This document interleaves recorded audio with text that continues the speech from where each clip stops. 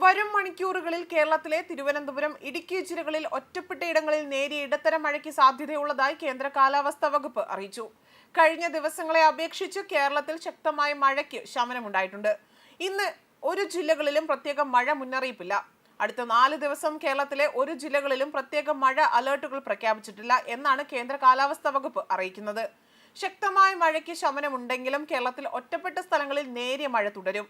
ഇന്ന് 8 ജില്ലകളിൽ ഗ്രീൻ അലേർട്ടാണ് പ്രഖ്യാപിച്ചിട്ടുള്ളത്. നേരിയ മഴ സാധ്യതയാണ് ഗ്രീൻ അലേർട്ട് കൊണ്ട് അർത്ഥമാക്കുന്നത്. അതേസമയം കേരള, കർണാടക, ലക്ഷദ്വീപ് തീരങ്ങളിൽ ഇന്ന് മത്സ്യബന്ധനത്തിന് തടസ്സമില്ല എന്നും കേന്ദ്ര കാലാവസ്ഥാ വകുപ്പ് അറിയിച്ചു. മധ്യ പടിഞ്ഞാറൻ ബംഗാൾ ഉൾക്കടലിന്റെ കിഴക്കൻ ഭാഗങ്ങളിൽ മണിക്കൂറിൽ 45 മുതൽ 55 കിലോമീറ്റർ വരെയും ചില അവസരങ്ങളിൽ മണിക്കൂറിൽ 65 കിലോമീറ്റർ വരെയും വേഗതയിൽ ശക്തമായ കാറ്റിനും മോശം കാലാവസ്ഥയ്ക്കും സാധ്യതയുണ്ട്. മധ്യ പടിഞ്ഞാറൻ ബംഗാൾ ഉൾക്കടൽ, അതിനോട് ചേർന്ന മധ്യ കിഴക്കൻ ബംഗാൾ ഉൾക്കടൽ, തെക്ക് പടിഞ്ഞാറൻ ബംഗാൾ ഉൾക്കടൽ, വടക്ക് പടിഞ്ഞാറൻ ബംഗാൾ ഉൾക്കടൽ, ആന്ധ്രാപ്രദേശ് തീരം, തെക്കൻ ഒഡീഷ തീരം എന്നിവിടങ്ങളിൽ മണിക്കൂറിൽ 40 മുതൽ 50 കിലോമീറ്റർ വരെയും ചില അവസരങ്ങളിൽ മണിക്കൂറിൽ 60 കിലോമീറ്റർ വരെയും വേഗതയിൽ ശക്തമായ കാറ്റിനും മോശം കാലാവസ്ഥയ്ക്കും സാധ്യതയുണ്ട്. അതേസമയം പലരുടെയും ഒരു തെറ്റിദ്ധാരണയാണ് പെയ്യുന്ന മഴയെല്ലാം തന്നെ മൺസൂണിന്റെ വരവാണ് എന്ന്. അതിന്റെ കാരണം പണ്ട് മഴ വന്നാൽ തന്നെ മൺസൂൺ വന്നു എന്നായിരുന്നു എല്ലാവരും കണക്കാക്കിയിരുന്നത്.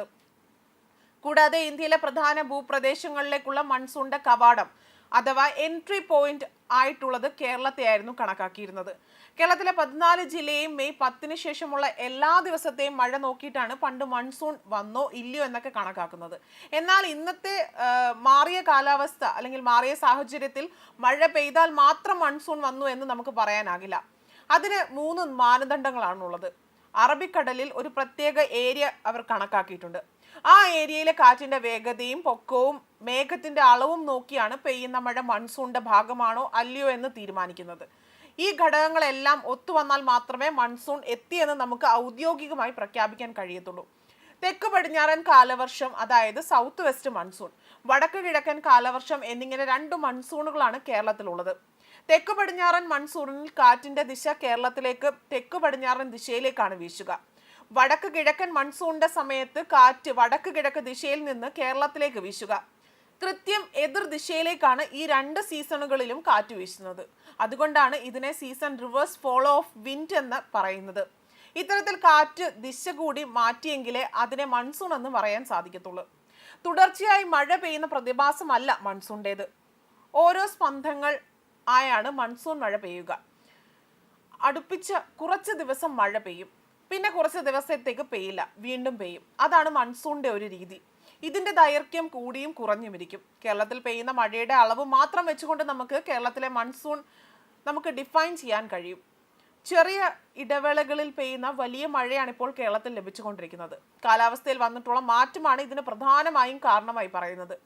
സാധാരണ കാലവർഷത്തിൽ അന്തരീക്ഷം മിക്കപ്പോഴും മൂടിക്കെട്ടി നിൽക്കും, തിരിമുറിയാതെ പെയ്യുകയും ചെയ്യും.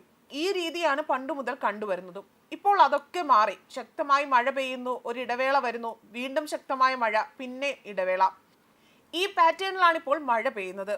എക്സ്ട്രീം വെതർ കണ്ടീഷൻ അഥവാ തീവ്രത കൂടിയ വെതർ പാറ്റേൺ, അതിതീവ്ര മഴ, അതിതീവ്രമായ ചൂട്, കാലാവസ്ഥാ വ്യതിയാനത്തിന്റെ ഭാഗമായാണ് ഇങ്ങനെ സംഭവിക്കുന്നത്.